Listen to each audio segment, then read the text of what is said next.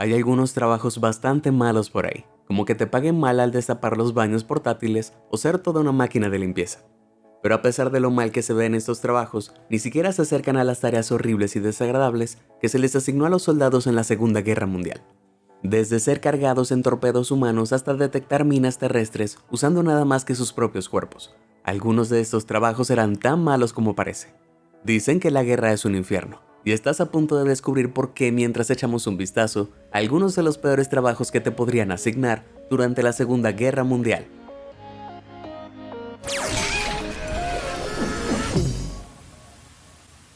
Torreta de terror. Durante la guerra, con aviones luchando en los cielos de todo el mundo, pocas posiciones eran más peligrosas que la de un artillero de torreta esférica. Estos valientes soldados tenían la tarea de operar manualmente las armas colocadas en la parte inferior de los aviones estadounidenses y a menudo solo tenían milisegundos para reaccionar ante cualquier enemigo que volaba cerca. Pero no fue un asunto espacioso. La mayoría de las cúpulas de plexiglas y de metal que albergan los cañones se construyeron de forma pequeña, algunas de solo aproximadamente 1 metro de ancho, para reducir la cantidad de resistencia del avance de la aeronave. Esto significaba que los artilleros tenían que meterse y encorvarse en posición fetal durante horas y horas mientras estaban en el aire con las enormes ametralladoras que disparaban a ambos lados de la cabeza. El espacio era tan pequeño que a menudo se elegía al miembro más pequeño de la tripulación para esta tarea. E incluso entonces normalmente no había espacio para ningún tipo de paracaídas. Esto significaba que si el avión se caía, el artillero tenía que volver a subir al fuselaje para equipar su paracaídas antes de evacuar. Hay viejos rumores de que para ahorrar espacio no había una puerta en el techo de la cápsula, así que los artilleros tenían que salir del avión para llegar al fuselaje. Afortunadamente esto es solo un mito, pero si no podían salir y equipárselos a tiempo, entonces la torreta se convertía en un ataúd que se estrellaba. Estar en el exterior del avión también significaba que estaban expuestos a temperaturas extremadamente bajas, tan bajas que los tanques de oxígeno de la torreta se congelarían. Si no se asfixiaran, se les formaría hielo en la frente e incluso sufrirían de congelación alrededor de la boca. Y solo para hacer que todo este esfuerzo sea aún más aterrador, las torretas esféricas eran un objetivo favorito de los combatientes enemigos. Después de todo, un avión de combate sin sus armas es solo un objetivo en movimiento. Las estimaciones varían en cuanto a cuánto tiempo sobrevivió el artillero de torreta de bolas promedio. Pero sin estadísticas oficiales se cree que muchos duraron solo 2 semanas o aproximadamente 5 operaciones. Aunque un artillero de torreta de bolas anterior afirmó que la esperanza de vida promedio, después de despegar hacia el fuego enemigo eran solo 37 segundos. Dios mío, nunca más me quejaré de mi trabajo. No tengo ninguna duda de que cualquiera que se inscribió para servir fue más valiente y más atrevido de lo que cualquiera de la mayoría de nosotros en estos días podría hacer. Y si deseas obtener más información sobre estas personas increíbles, presiona los botones de me gusta y suscribirse. ¿Todo listo? Está bien. ¿Qué trabajo de infierno se avecina? Submarinos asombrosos. Los submarinos alemanes fueron los submarinos navales más temidos y respetados utilizados durante la Segunda Guerra Mundial. El nombre U-Boat es una versión abreviada de la palabra alemana Unterseeboot, que literalmente significa barco submarino. Fueron muy temidos por las fuerzas aliadas con la flota de poco más de 1.100 submarinos hundiendo casi 3.000 barcos aliados al final de la guerra, pero estar estacionado en uno de ellos era aún más aterrador. La mayoría de las embarcaciones tenían poco más de 60 metros de largo y 50 metros de ancho, lo que significa que, junto con toda la tecnología y los torpedos, el espacio no era algo que la tripulación pudiera tener, aunque de 40 a 50 de ellos podrían estar a bordo hasta por 6 meses a la vez. Todo el arreglo era tan estricto que no había ningún lugar para que la tripulación se bañara, afeitara o incluso se cambiara de ropa. Trabajaban en turnos de 8 horas, 8 horas para dormir, 8 horas para tareas regulares y 8 horas para completar tareas diversas. El agotador programa tuvo a los soldados listos para la batalla las 24 horas del día, lo que limitaba la ya mínima privacidad que tenían unos de otros a bordo. Ni siquiera tenían privacidad en el baño. Con un cubículo utilizado para almacenar, toda la tripulación tenía acceso a un solo baño. Ese es un baño para hasta 50 personas. Así que puedes imaginar que las cosas se pusieron muy desordenadas después de unas pocas semanas. Para empeorar las cosas, el sistema de descarga implicaba bombear a mano la descarga al océano. No vieron árboles, tierra o seres queridos durante meses, solo el contacto constante con un inodoro desbordado. Estamos hablando de dar el paso. Piloto suicida. No puedo pensar en nada más aterrador que pelear en una guerra. No tendrías idea de si regresarías o no. Pero ¿te imaginas si te dieran instrucciones de no regresar? Ese fue el caso de los pilotos kamikaze de Japón. Durante la Segunda Guerra Mundial, kamikaze se refería a los pilotos japoneses bajo instrucciones de cargar su avión con explosivos y luego estrellarse deliberadamente contra sus objetivos. Sí, para asegurarse de que habían eliminado sus objetivos, los pilotos también estaban obligados a eliminarse a sí mismos. Lo que era peor, para asegurarse de que los pilotos no se acobardaran con su tarea, un avión kamikaze de la guerra, el Ki-115, fue diseñado para dejar caer su tren de aterrizaje al despegar. Esto significaba que no había forma segura de aterrizar una vez en el aire, e incluso si el piloto se acobardaba, no tendría más remedio que llevar a cabo su misión final. Otros aviones como el MXY-7 Oja no tenían ningún tren de aterrizaje, y otros aviones los llevaron a la batalla antes de que los pilotos los guiaran desinteresadamente hacia sus objetivos. Eran básicamente bombas tripuladas, pero no siempre fue un gran sacrificio. A pesar de la orientación del piloto, se estima que menos del 20% de los intentos de kamikaze tuvieron éxito. Verás, las fuerzas aliadas se adaptaron rápidamente a esta táctica de sacrificio e iluminaron el cielo con luces de rastreo para que pudieran ver venir al kamikaze. Creo que todos podemos estar de acuerdo en que la baja tasa de éxito y la desaparición casi segura que una misión kamikaze presentó a los pilotos la convierte en uno de los trabajos de guerra menos atractivos de la historia. Pero al menos era un contrato a corto plazo. El torpedo humano. Con un título de trabajo como torpedo humano, apuesto a que la mayoría de ustedes está pensando que los pobres soldados estaban metidos dentro de un proyectil de torpedo y disparados al agua para destruir enemigos que pasaban. O que fueron como una especie de vaquero submarino loco. Bueno, por increíble que parezca, ninguna de estas representaciones está tan lejos de la verdad. En lugar de ser los torpedos, se requería que algunos soldados marinos se sentaran encima de ellos, o en algunos diseños dentro de ellos. ¿Pero por qué? Bueno, hoy en día los torpedos tienen una tecnología para navegar solos, pero en la era de los gramófonos y los telegramas requerían la guía humana. El submarino italiano SLC, por ejemplo, era un torpedo convertido diseñado en la Primera Guerra Mundial, que acomodaba a 2 operadores en la parte superior mientras llevaba 2 misiles desmontables de 127 kilogramos en la parte delantera. El capitán de la embarcación se sentaba en esta parte y la conducía hacia su destino. Cuando se llegaba a una nave enemiga, bajaban y separaban los misiles con la nave número 2, nadando debajo de la nave y dirigiendo la segunda cabeza hacia el otro lado del objetivo. Después de configurar sus cargas en un temporizador, se pusieron a salvo y esperaron a que comenzaran los fuegos artificiales submarinos. Para la Segunda Guerra Mundial, Alemania había diseñado el submarino Neger, donde la nariz del torpedo fue ahuecada y equipada con un sistema de control. Dado que el espacio creado para el conductor significaba que había que retirar los explosivos, se colocó un segundo torpedo en la parte inferior. Entonces, el conductor impulsaría el torpedo hacia su objetivo y luego se separaría antes del impacto. ¡Qué sistema de sonido tan extremadamente seguro y nada loco! Estoy bromeando, por supuesto. Fue una operación increíblemente peligrosa. Más del 80% de los torpedos humanos utilizados por Alemania se perdieron en accidentes y nunca se acercaron al objetivo. Sin embargo, los torpedos humanos más aterradores de todos fueron fabricados por Japón. Se llamaban Kaiten, y al igual que el torpedo alemán, los soldados se colocaban dentro en lugar de encima. Pero de las 300 unidades construidas en la primera producción, 100 Kaiten recibieron la instrucción de sacrificarse junto con el torpedo. Ah, Dios, parece que realmente hubo torpedos humanos después de todo. Miseria mercante. Si bien estar en el aire suena como un infierno, los marineros de la época dirían que era aún peor en el agua. A la Marina Mercante de los Estados Unidos de la Segunda Guerra Mundial se le encomendó la tarea de realizar viajes peligrosos desde los Estados Unidos a través del Océano Atlántico, Europa continental, Rusia o el Reino Unido, para proporcionar suministros esenciales para el esfuerzo de guerra aliado.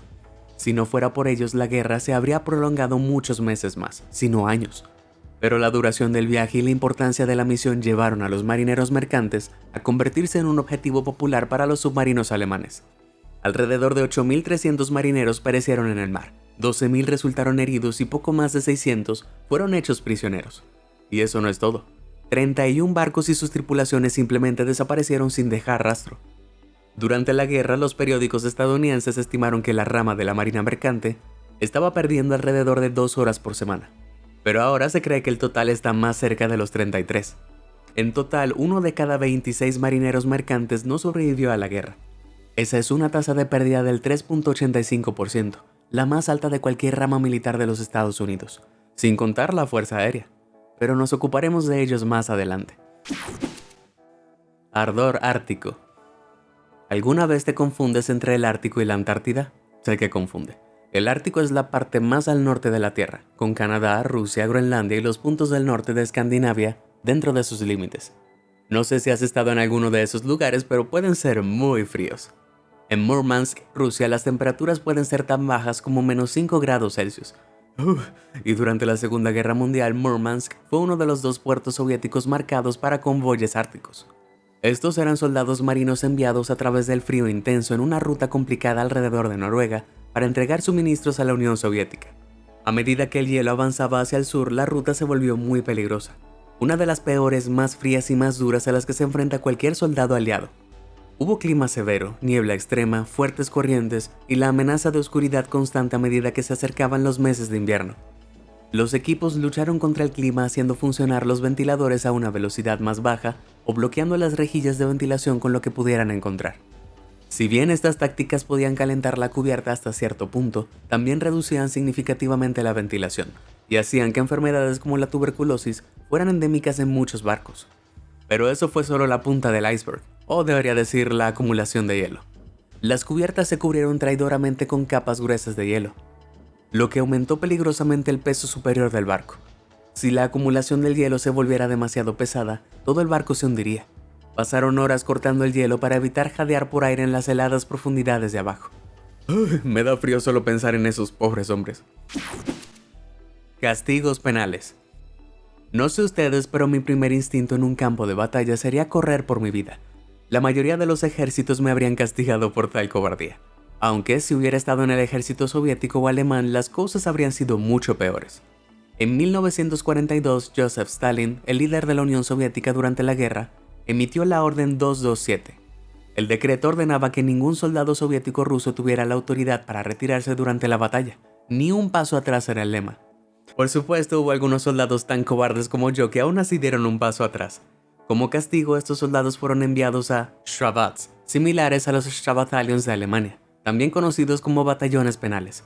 Usados por primera vez en la Segunda Guerra Mundial por la Alemania fascista, los batallones penales estaban formados por tropas criminales que fueron enviados intencionalmente para realizar los trabajos más aterradores y peligrosos de toda la guerra.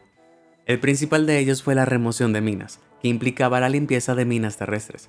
Los batallones penales hicieron esto cavando en busca de las minas terrestres, pero también corriendo delante de las tropas que avanzaban para activarlas. ¡Oh Dios! El primer batallón penal alemán se creó en 1940 y estaba integrado por más de 27.000 supuestos delincuentes a los que se les daba la opción de cumplir o permanecer en prisión. Los batallones penales soviéticos se utilizaron por primera vez en la Segunda Guerra Mundial, durante la batalla de Stalingrado en 1942, y de los 929 soldados de los batallones, solo 300 sobrevivieron. Vaya, esas no son buenas probabilidades. Tampoco fue demasiado difícil encontrarse en un batallón penal. Durante la guerra, más de 50.000 criminales sirvieron en un batallón penal, y la asombrosa cantidad de 400.000 soldados soviéticos condenados por delitos fueron asignados a uno. Dicen que generalmente hay seguridad en los números, pero no creo que ese fuera el caso aquí. Problemas de entrenamiento. Cuando estás en un avión, ¿alguna vez piensas en lo que realmente está ocurriendo? Estás sentado en un tubo de metal volando por el cielo a 800 km por hora. Debería ser aterrador, ¿no? Bueno, cuando estalló la Segunda Guerra Mundial en 1939, muy pocos estadounidenses habían pisado un avión, y el gobierno solo estableció una fuerza aérea centralizada, las Fuerzas Aéreas del Ejército de los Estados Unidos en 1941. Desafortunadamente, esta falta de experiencia resultó fatal. El intento de Estados Unidos en poner en marcha las operaciones de la Fuerza Aérea resultó en la muerte de al menos 15.000 aviadores estadounidenses durante el entrenamiento. Así es, 15.000 estadounidenses se unieron a la Fuerza Aérea y fallecieron antes de que pudieran ser desplegados. Pero esa no es la única estadística que te hará temer volver a volar. En total, Estados Unidos perdió más de 65.000 aviones durante la guerra. Sin embargo, solo alrededor de 23.000 se perdieron en combate. Espera, ¿eso significa que 42.000 aviones se perdieron en accidentes? Sí. Un asombroso 65% de los aviones de la Fuerza Aérea se perdieron en accidentes que no eran de combate durante la guerra. Esas son algunas terribles posibilidades de supervivencia. ¿Pero qué llevó a todas estas colisiones fatales? Bueno, debido a la presión de la guerra, muchos diseños de aeronaves se lanzaron al aire sin las pruebas adecuadas. Las fallas de motor y los incendios eran terriblemente comunes. En muchos casos, incluso cuando se conocían las fallas de diseño, no había tiempo para investigar y tomar medidas correctivas. Los aviones de la Fuerza Aérea como los B-26 Marauders eran famosos por fallas en el motor y la hélice. De hecho, la gran prevalencia de accidentes que los involucran llevó a su apodo de Widowmaker. Con aviones diseñados apresuradamente y muchos aviadores derribados antes de que pudieran poner un pie en batalla, solo puedo elogiar a los valientes hombres y mujeres que tuvieron las habilidades para servir en la Fuerza Aérea durante la guerra. Submarinos inferiores. Los submarinos eran un tipo de embarcación completamente nueva durante la Primera Guerra Mundial, pero incluso para la Segunda Guerra Mundial, la tecnología todavía estaba en una etapa relativamente temprana. Esto significaba que las tripulaciones tenían que lidiar con muchos peligros de su propio barco para evitar que se convirtieran en una trampa mortal. Por ejemplo, los torpedos disparados desde submarinos se hicieron famosos por sus carreras circulares. Fue entonces cuando un torpedo flotaba, giraba sobre su cabeza y golpeaba al submarino que lo disparó. Estas carreras circulares ocurrieron cuando el sistema diseñado para enderezar los torpedos, después de que se dispararon, no funcionó correctamente. El torpedo nunca se detuvo en el ángulo deseado, y siguió girando hasta que se dirigió de regreso al barco que lo disparó. Si el terror de una carrera en círculo no fue suficiente para mantener a la tripulación despierta por la noche, muchos otros horrores en estos barcos sí lo fueron.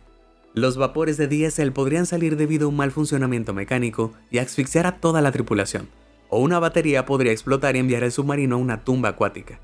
Y luego estaba el USS Squalus, que en todos sus sentidos y propósitos estaba destinado a ser la vanguardia de la tecnología submarina cuando se introdujo en 1939. Sin embargo, durante una prueba, el submarino se hundió repentinamente y se hundió hasta el fondo del océano. En ese momento nadie había sido rescatado de un submarino que se había hundido a más de 6 metros, pero el Squalus se hundió 73 metros bajo el agua. Afortunadamente, los 33 tripulantes a bordo vivieron para contarlo, pero el gran peligro de la situación demuestra cuán peligrosos eran realmente estos primeros submarinos. Creo que lo mejor es mantener la cabeza fuera del agua. Caos médico. Aunque los soldados son los que luchan en primera línea, un ejército no llega lejos sin buenos médicos. Durante la Segunda Guerra Mundial se estima que más de 400.000 soldados murieron en combate y otros 671.000 resultaron heridos. En perspectiva, esa es aproximadamente la misma cantidad de personas que viven en la ciudad de Nashville, Tennessee. Esa es una gran ciudad, y se siente aún más grande cuando se enteran de que solo reclutaron 50.000 médicos al final de la guerra. No solo tenían que tratar algunas de las heridas más espantosas imaginables, sino que también tenían que combatir enfermedades, escasez de suministros y fuego enemigo. Aunque en comparación con los médicos de campo, los médicos vivían una vida de lujo. Colocados en la línea del frente, los médicos de campo eran voluntarios civiles que optaron soportar condiciones peligrosas para cuidar a los heridos. En un batallón estadounidense de 500 hombres, solo 30 serían médicos, lo que significa que cada médico estaba a cargo de más de 16 vidas en un momento dado. Pero debido a las presiones de tiempo a algunos médicos sin experiencia real, se les enseñó cómo salvar una vida por primera vez durante el combate. Estamos hablando de una prueba de fuego. Ahora, se suponía que los médicos estaban protegidos del fuego enemigo por las reglas establecidas en la Convención de Ginebra, pero a pesar de esto, los médicos estadounidenses sufrieron 13.174 bajas durante la guerra. Además de eso, los médicos sirvieron en la primera línea, acercándose con una línea ofensiva y luego cruzando las líneas enemigas para administrar atención médica. Este era un terreno peligroso, y la mayoría de las veces significaba que los médicos tendrían que tratar a los heridos mientras estaban heridos. Flama ardiente. ¿Cuáles son las armas con las que te imaginas a un típico soldado en las trincheras? ¿Un rifle? ¿Una granada? ¿Tal vez incluso un cuchillo para dar más suspenso? ¿Qué pasa con los lanzallamas? Suena como un arma que es más probable que encuentres en un videojuego, pero sorprendentemente los lanzallamas se usaron mucho durante la Segunda Guerra Mundial, principalmente por parte de los alemanes. Los lanzallamas portátiles constituyeron una gran parte de la ofensiva de combate cuerpo a cuerpo de Alemania en 1939. Demostrando ser efectivos contra fortificadores fijos como bloqueos. Los lanzallamas en sí consistían en un gran tanque de combustible lleno de aceite o gasolina, con el tanque presurizador lleno de nitrógeno, sujeto a una parte posterior o lateral. Convirtieron a cualquier soldado en una feroz banda de un solo hombre. Pero si bien eran efectivos a corta distancia, tenían algunos inconvenientes bastante grandes para los soldados que los usaban. El Flaming Warfare 35, por ejemplo, pesaba casi 36 kilogramos. Lo que lo hacía agotador para cargar y casi imposible correr en él. Menos que ideal si estás tratando de escapar del fuego enemigo. No solo eso, sino que el enorme tanque presurizado con nitrógeno lleno de líquido inflamable los convirtió en un objetivo difícil de perder. Todo lo que se necesitó fue una bala y el usuario y cualquiera que estuviera cerca serían quemados en una enorme bola de fuego. Y para empeorar las cosas, los cilindros a veces explotaban inesperadamente por accidente. No es la forma en la que creo que alguien quiera morir. Volando la joroba. Espera un segundo, pero ¿cuándo fue que comenzó la Segunda Guerra Mundial? En 1939, ¿no? Desde 1939 a 1945. Sí, esas son definitivamente las fechas que me enseñó mi profesor de historia. Pero parece que mi profesor de historia estaba equivocado. En 1939 fue el comienzo de la guerra en Europa, pero Japón había invadido China desde 1937, marcando el comienzo de la Segunda Guerra Mundial en Asia. Habiendo estado en guerra 2 años más que los demás, en 1942 China necesitaba ayuda. Los suministros estaban agotando y era indispensable que China mantuviera ocupados al 1.000.000 de soldados japoneses mientras la ofensiva aliada continuaba en el Pacífico. Y así nació la joroba. Ahora llamado el primer puente aéreo estratégico del mundo, volar la joroba fue una de las operaciones logísticas más mortíferas de la guerra. El objetivo era llevar suministros a China desde la India cruzando la cordillera del Himalaya. Pero los aviones utilizados, los Douglas DC-3, no podían volar lo suficientemente alto como para cruzar las montañas. En cambio, volar la joroba implicaba navegar por una ruta traicionera a través de los picos de las montañas, donde los pilotos podían estrellarse fácilmente o ser vistos por un caza japonés. No menos de 700 aviones y pilotos aliados compuestos principalmente por aviadores estadounidenses fueron sacados volando la joroba, y 1.200 aviadores perdieron la vida. Dicho de otro modo, cada 340 toneladas de suministros entregados cuestan la vida de un piloto. Con una probabilidad de 1 en 3 de no lograrlo, el pedir volar la joroba era una de las peores cosas que se le podía pedir a un soldado que hiciera. Dificultades del día D. El 6 de junio de 1944, el día D, los aliados invadieron Normandía en el norte de Francia y comenzaron una ofensiva que resultó en el final de la guerra en Europa. ¡Bravo! Bueno, guarda tus aclamaciones por un momento porque luchar en el frente del día D fue una de las asignaciones más peligrosas que cualquier soldado podría recibir durante todo el curso de la guerra. Podrían haber sido un explorador, por ejemplo.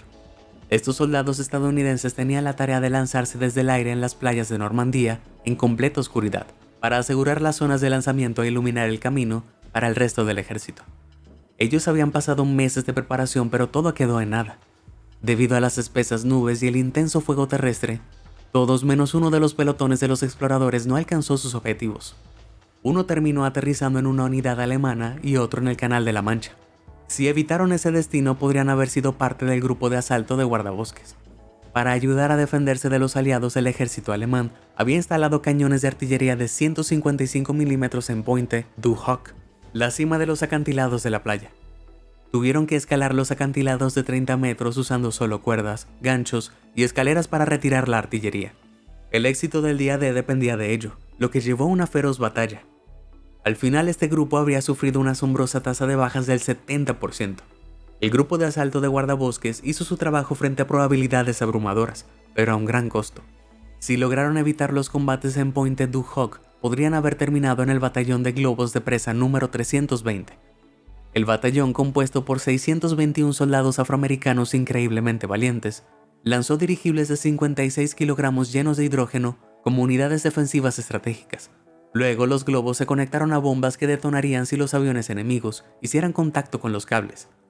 Pero esto era inmensamente peligroso. Bajo el fuego enemigo, los globos podrían haber explotado en cualquier momento. Por suerte no hubo tal desastre, pero sigue siendo mucho estrés cuando una de las batallas más peligrosas de toda la guerra estaba ocurriendo a tu alrededor. Por último, podrían haber estado entre las muchas divisiones de infantería y aerotransportadas estadounidenses, británicas y canadienses que fueron los primeros soldados en aterrizar en las playas de Normandía. Se suponía que el día D comenzaría con una campaña de bombardeos aéreos, pero después de que tuvo un impacto mínimo, las tropas terrestres tuvieron que hacer las paces. Contra una avalancha de disparos, los soldados vadearon el océano y cargaron hasta la playa.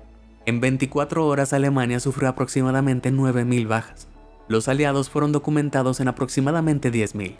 Eso es más de un soldado cada minuto. Fue una victoria esencial, pero estar allí habría sido angustioso por decirlo menos. Después de eso, nunca más me quejaré de mi trabajo. ¿Cuál de estos trabajos te gustaría hacer menos? O tal vez conoces a alguien que una vez tuvo una de estas posiciones angustiosas. Comparte con nosotros tu respuesta.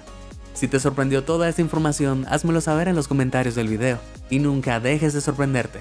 Muchas gracias por ver y suscríbete a Sorprendente.